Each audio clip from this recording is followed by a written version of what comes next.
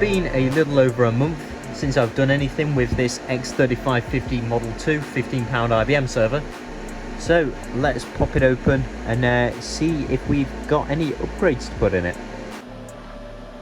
Alright, so I've got it on the bench here. I'll have a look inside. I've tried cleaning the top of it using a bit of WD-40 over there. However, this muck is really engraved in, so I think what I'm going to do is pretty much pressure wash it, and then I might see if I can pick up some spray paint and just spray paint this thing black. As you can actually see by that date code here, this thing is 10 years old, and it's already been a few months since I made the original video on this £15 IBM server. In that time I've picked up a few bits which we're going to take a look at today. I have also just ordered some X5570s. We'll take a look in a minute. I did try putting something newer than that in, but unfortunately it didn't boot. We can see here we've got the Quadro 600, is it? Yep, Quadro 600 that we put in last time. We've got the 10 gig fiber card, and you'll notice this time we now have two original IBM heatsinks and the brackets for them. There's a load of these brackets on sale on eBay for like £5 I think it was for 6 of them. So I picked them up because, you know, why not? I stuck two E5649s which are essentially downclocked X5650s. We've still got our 8 gigs of RAM in there, and yeah, unfortunately it didn't boot. It was complaining about it being over spec, or it'd give me the CPU light. I've got uses elsewhere for this HBA, but I'd much rather use it for something like messing around with maybe Microsoft storage spaces. But with it being in here, it's just not very useful. So I actually went on eBay and I have purchased an IBM M5015. The only downside to this thing is that it doesn't support RAID 5 at all. You can't get any keys for it or anything. However, it supports RAID 1, RAID 0 and RAID 10, which is really all we're going to need for a little test server like this, just a little project. We've not poured much money into it at all. Like those CPUs that we've ordered there, the X5570s, £7. I think this was £10, and I've got a few GPUs to test, which will maybe have a go at a few benchmarks. I'm not entirely sure which one is the best of these, or if they're working condition. I just found them in a box of GPUs that I've got. But yeah, I'm going to pop the heatsink off this server. We'll unbox all the parts and get to upgrading it, I guess, or a temporary upgrade. So we're at the switches behind the racks. I've got an Ethernet cable. Annoyingly, it doesn't have any clips, but we're just going to plug that in. And we've instantly got 100 meg link. So let's pop the background here. BMC started, so our fans should ramp down in a minute. And then with a bit of luck, we'll be into Windows and we can get these firmware updates on the way.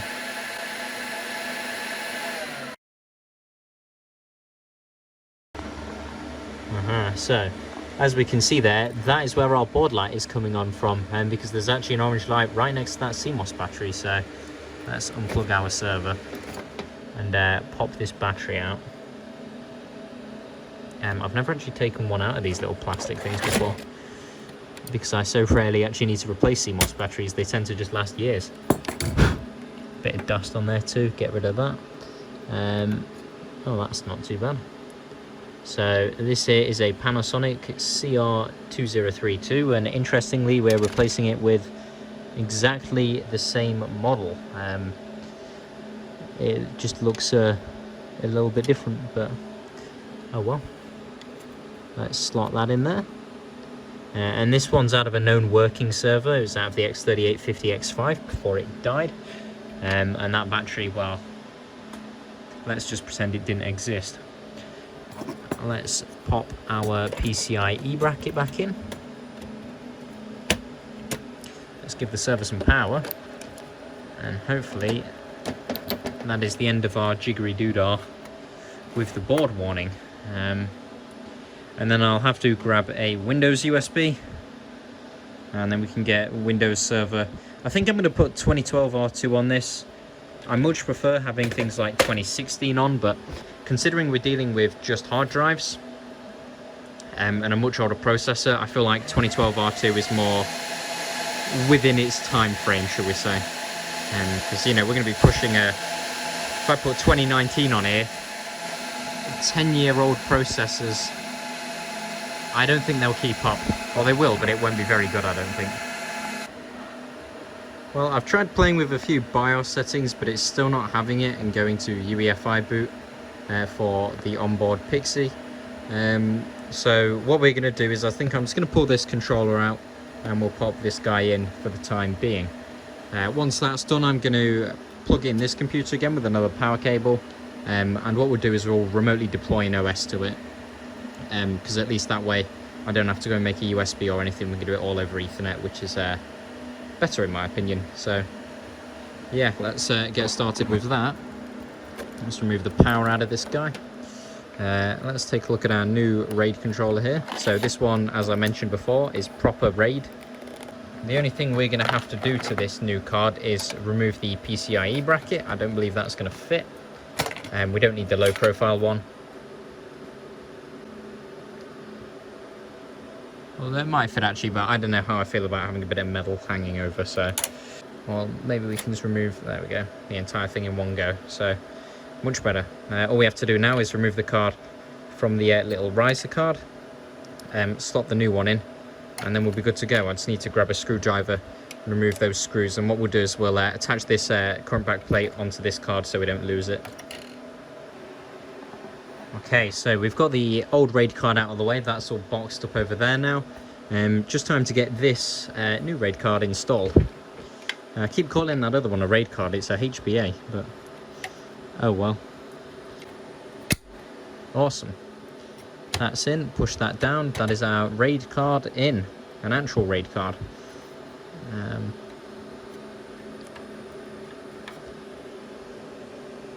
Awesome. That's in pretty firmly. We can get our SAS connectors back in now, which actually need to go a bit further, so hopefully they reach. Let's just pop that one in there for now. Now, this RAID card isn't on the list of compatible cards, so it is just going to be pure luck if this works. Now, I'm not entirely sure what the LEDs for this RAID card look like. I see an array of LEDs up here, but it doesn't say like link not present or anything. It does have a bigger heatsink, which tells you it's a bit more modern. This one should feature, if I'm thinking correctly, the new Web UI BIOS. Let's see what it's doing. Well, that's a bit annoying. This server unfortunately doesn't detect the RAID card at all. It says configuring system now, but no LEDs are coming on. It's not warm. I wonder if we've got a dead card. Hopefully I've not killed it, because these things flex a lot, but there's just no... It's blinking the LEDs on the drive lights, which makes me think, or maybe it's doing something, but if we go into setup here, go into system settings, adapters and UEFI drivers, nothing. So looks like the original card is going back in for now. I'll get that swapped back out and we'll get an OS deployed. Well, to no surprise, the server doesn't actually support virtual media. I managed to get the viewer up, however there is no virtual media. So what I've done is I've put 2012 R2 with UEFI mode onto that USB, and we're going to see if we can get it to boot, and if it can, I'm going to switch this computer off and go upstairs to finish the install. Alright, so I've been sat here for a while getting these firmware updates done. It wouldn't do any of them to begin with until I manually went and downloaded the Linux UEFI, and once I flashed that from within the IMM, it eventually started working. As you can see here, I've just done the diagnostics, and we've essentially done 6 years worth of updates in one go, which is never really a good option, but it looks like this time I've looked out and luckily it's worked. I don't think this has added support for the 5600 series, but at least it means I'm at a level where I think I can hopefully try and put this card in. Okay, so I've downloaded the drivers for both the HD6570 and the V4800. We're going to try the HD6570 first. I'm going to use Cinebench as a brief comparison. The V4800 should be better than the 6570, and judging by the cooler as well, the V4800 will be better, but the alternative option is a GT1030. They're on CEX for around £30 apparently, which is pretty good. So if it comes to it, I can just get a low profile one of them which doesn't use up much power at all, and it should still do the trick. It is GPU time. So, power supplies are unplugged. Our CMOS battery is happy now, and this here is our full height slot, so this is where our GPU is going to go in. That one there's only a low profile slot, which while it'll work for things like the RAID controller when it comes to testing that, it's not going to fit a GPU in it. And you know what, whilst I'm here, I am going to plug the RAID card in too. I've got the Mega RAID driver installed now, so hopefully it will detect any additional Mega RAID cards that are installed. I wonder if it's worth putting the low profile bracket on. Let's pop that in there. It's not going to get much airflow, but for a brief test, I think it'll be fine. Alright, so it does just fit. It also sags a fair amount, and especially if we have a second heatsink here, there's no way any airflow is going to get to that guy. But well, that's a bit annoying. I can hear the fan of the 6570 spinning, however, it is not being detected. If we go into Device Manager here, we can see there that only the onboard matrox is being detected, and if I wiggle our VGA cable, our display will go off because that's what's plugged into it. So yeah, that's a bit of a shame. It's also not detecting the other RAID controller, however it is getting warm now, so it does make me wonder if maybe it's initialized it, sort of. It's really weird, but well, that's a bit concerning. I don't know if you can see it or not, but there is a load of residue on this card. I don't have much hope for this card because the V3800 I have, which is just there, is dead. And this card was in the same box as the 6570, so I'm starting to think maybe some liquid has got in there at some point and possibly managed to kill these cards. And let's get this thing fired up. It also could be as well that this slot is being disabled because that processor isn't in here. Right, in theory, that is ready to go. Is our server ready to go? It is. Let's go.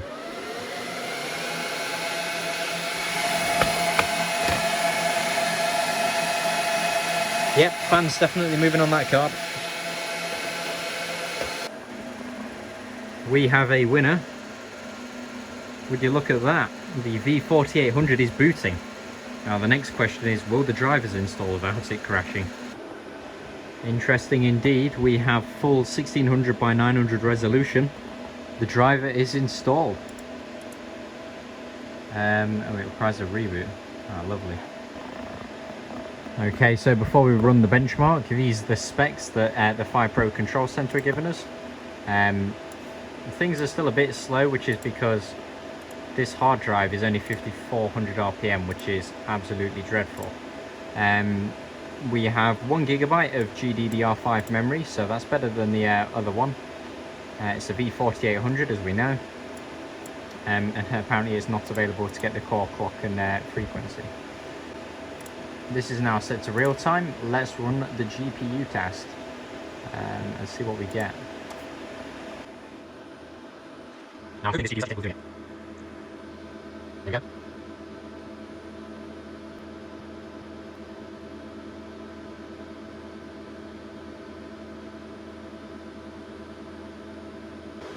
Let's see what we get. I'm impressed by that, and wow, apparently only 37 FPS. On the plus side though, we are beating the FX 1800, which could have gone in here. I'm sure we're beating a Quadro 600 somewhere. But yeah, not too bad all in all. I'm going to leave this to do Windows updates overnight because it's going to be doing them for absolutely hours. Well, I didn't think these were going to arrive today, but here we have not one X5570, but two of them. I was really hoping that the X5650s would work in this, but unfortunately that's not the case. So let's actually plug a mouse and keyboard into this, as I've had the server on.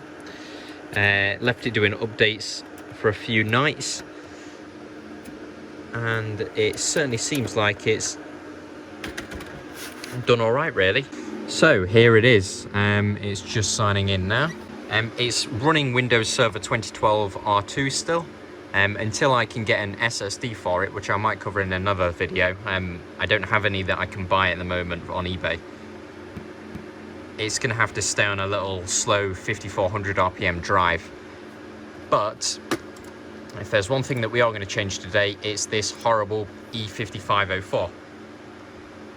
Now, I was always curious as to why the memory was showing up as being 800 megahertz, even though I know it's at least 1333 or 1066. And I went onto the Intel Arc website, and it actually turns out this E5504 is actually capping us at 800 megahertz, which is really slow. Like, that's DDR2 speeds. So what we're going to do, we're going to shut this server down, and let's get these new processors installed, because quite honestly, they're going to be a big boost. As normal, before we're going to do any upgrades, we're going to remove the power from the server and just hold down the power button for a few seconds. And let's pop our cover off. To say this cover is so dirty, it's actually really smooth. Now, if there's one thing I'm worrying about, it is going to be our GPU temperatures, because once we have the heatsink installed here, that's obviously a big block here, it means we're going to have very little airflow through to our poor V4800, which it seems to hang around from 39 degrees all the way up to 70. And as much as I'd love to put it in this slot over here, it won't fit. So let's start off by taking out our old processor. We're just going to pull up these covers here for our memory. And just looking at the model numbers for those memory sticks there, we can confirm that those are 1333, not 800 megahertz. I don't actually know what the wattage is of these coolers.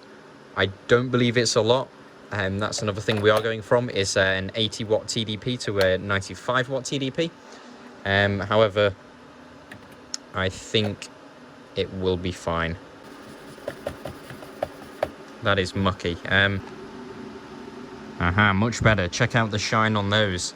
They are far much more cleaner now. So these are now prepped for our new processors.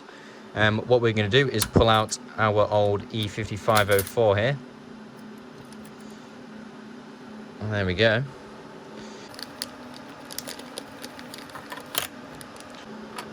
Okay, so here are the new X5570s. As you can see, they do actually have a little bit of old thermal paste on them, but it's on the side, so it shouldn't matter too much. Let's get these puppies installed.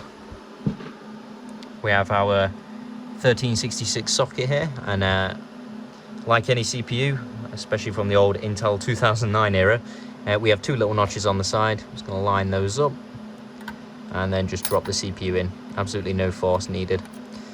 And then let's close that socket like so, and that CPU is all nice and installed. Just going to do the same with the one over here, except the socket is reversed. And let's get that installed.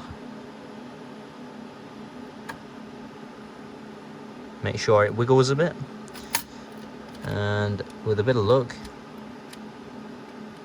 oh, has that not gone in? No bent pins.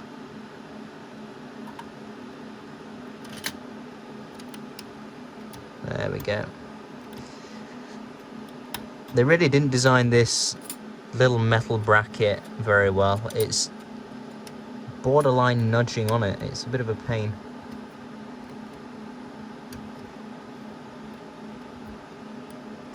There we go. Right, that's definitely in. Let's just make sure they're clean.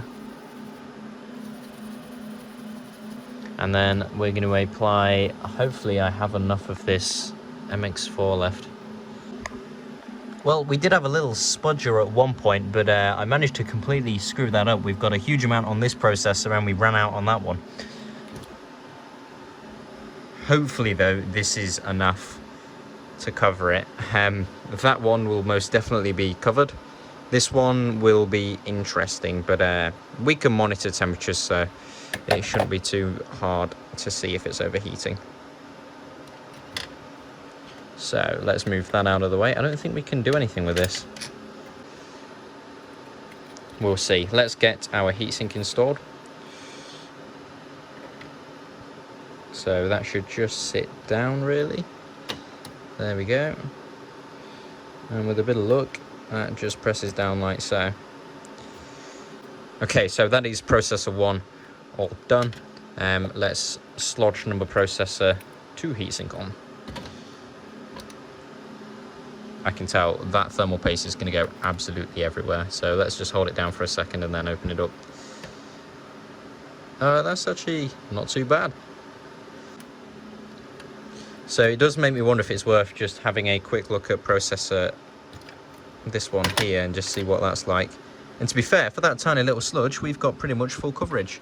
So actually, that is a win. Right, let's pop the lid back on this thing. Let's see those 1333 megahertz RAM speeds, and hopefully a bit more speed and power. Now, normally the rules of building computers and servers is that you don't put the lid on until you're sure it turns on. The server seems happy. It's gone into its normal standby state where it's slow flashing the green LED for the power button. So let's just pop this back on. This mucky server is now ready for some power, so let's do it. We're actually going to pop this out just so we can watch the codes as they go by. And power on.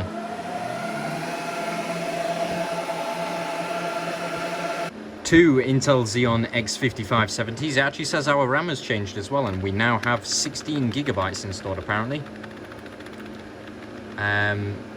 Yeah, I'm quite happy with that. It seems to be working well. Both processors are matching. It doesn't really give us much information on them, but let's let it boot into Windows and take a look at our new speedy processors.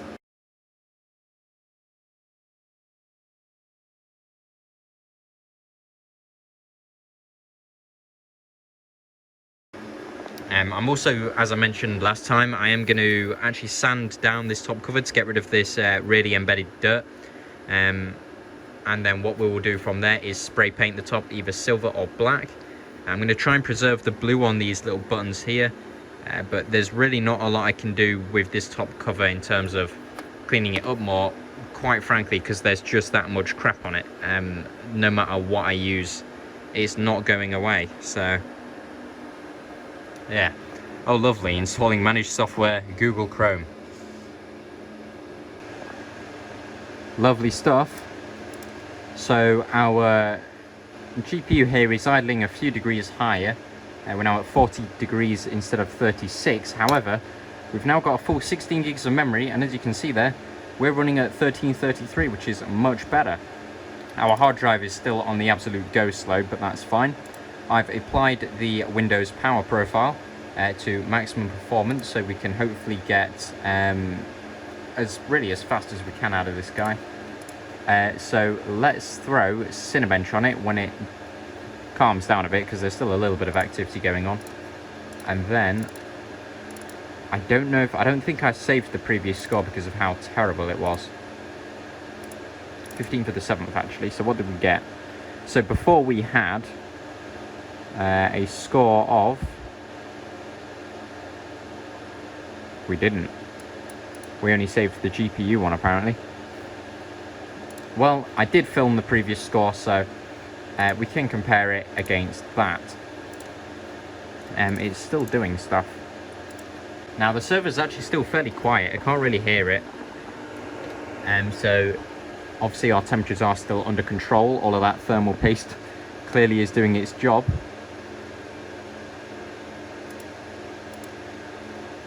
So let's see what we're at. So apparently hard drive 1 is at 255 degrees. That is a bit toasty. Okay, here we go. So here we can actually see all of our fan speeds and our temperatures. So our cores are hanging between high 30s and low 40s, so I'm fine with that. Let's fire up Cinebench and set its priority to real time. That way it's got the utmost priority over every other application running on the server. And then let's throw in a quick CPU benchmark. So we're going to agree to that. Let's run, and then let's watch our temperatures. So as you can see, they're on the rise here. I am expecting this thing to get a little bit more noisy. And in theory, if this thing is stable. And we got a score of exactly 1000 CB points, which let's see what it compares to. So we are about on par with a 2700K and just under the 2 Intel Xeon E5645s. That's not too bad. 1000 points, I can live with that.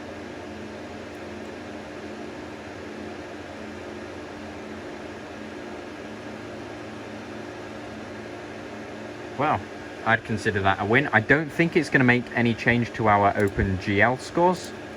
However, we can still do them. What I'm going to do is I'm going to set our fan on the GPU to maximum speed. Just because I'm well aware this thing is going to get toasty. And let's slap on that OpenGL test. I wonder if we can actually... It'd be wrong to monitor the FPS in real time. Let's just slap that on. Let's see what it gets.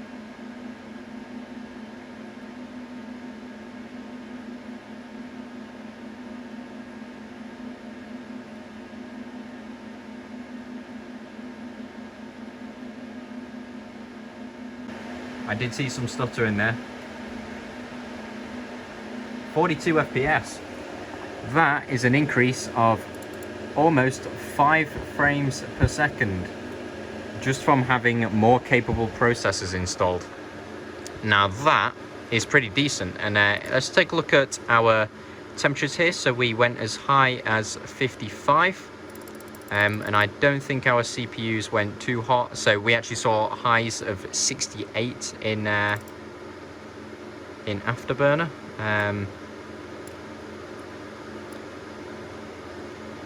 Yeah, so it seems to be about 66, 68. We've got a 70 there.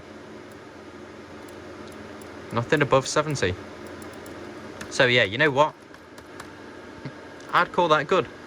I think for this little £15 powerhouse, it's certainly done a good job, and the total cost of this thing really is probably about £30, which, yes, you can probably get better servers for £30, but to say this thing started off as a server that we didn't even know was going to be functional or have any memory in it or anything to begin with, I'd say we've done all right.